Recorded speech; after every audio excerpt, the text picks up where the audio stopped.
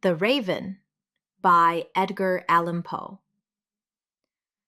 Once upon a midnight dreary, while I pondered, weak and weary, over many a quaint and curious volume of forgotten lore, while I nodded, nearly napping, suddenly there came a tapping, as of someone gently rapping at my chamber door. "'Tis some visitor," I muttered, tapping at my chamber door. "Only this, and nothing more." Ah, distinctly, I remember it was in the bleak December, and each separate dying ember wrought its ghost upon the floor.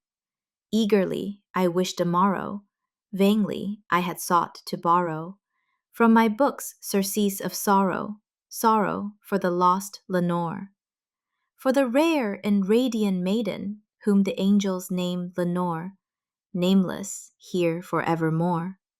And the silken, sad, uncertain rustling of each purple curtain thrilled me, filled me with fantastic terrors never felt before, so that now, to still the beating of my heart, I stood repeating, "'Tis some visitor, entreating entrance at my chamber door, some late visitor, entreating entrance at my chamber door.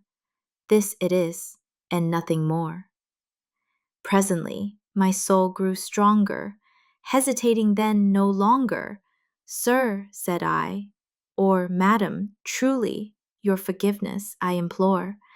But the fact is, I was napping, and so gently you came rapping, and so faintly you came tapping at my chamber door, that I scarce was sure I heard you. Here I opened wide the door. Darkness there, and nothing more." Deep into that darkness peering, long I stood there wondering, fearing, doubting, dreaming dreams no mortals ever dared to dream before. But the silence was unbroken, and the stillness gave no token, and the only word there spoken was the whispered word, "Lenore."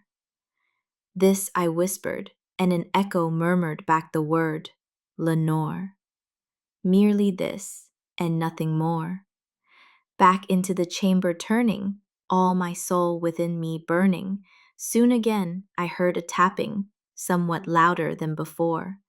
"Surely," said I, "surely that is something at my window lattice. Let me see, then, what thereat is, and this mystery explore. Let my heart be still a moment, and this mystery explore. 'Tis the wind, and nothing more." Open here I flung the shutter, when, with many a flirt and flutter, in there stepped a stately raven of the saintly days of yore.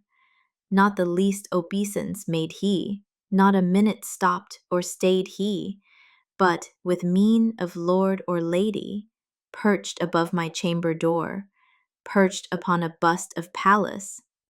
"Prophet," said I, "thing of evil, prophet still, if bird or devil, whether tempter sent or whether tempest tossed thee here ashore, desolate yet all undaunted, on this desert land enchanted, on this home by horror haunted, tell me truly, I implore, is there balm in Gilead? Tell me, I implore," quoth the raven, "nevermore."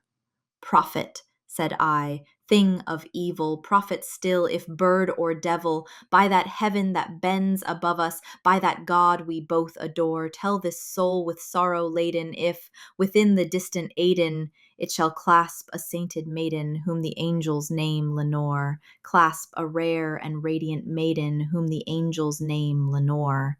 Quoth the raven, "Nevermore." "Be that word our sign in parting, bird or fiend," I shrieked upstarting, "get thee back into the tempest and the night's Plutonian shore, leave no black plume as a token of that lie thy soul hath spoken, leave my loneliness unbroken, quit the bust above my door. Take thy beak from out my heart, and take thy form from off my door." Quoth the raven, "Nevermore." And the raven, never flitting, still is sitting on the pallid bust of Pallas, just above my chamber door. And his eyes have all the seeming of a demon's that is dreaming, and the lamplight o'er him streaming throws his shadow on the floor, and my soul from out that shadow that lies floating on the floor shall be lifted nevermore. The end.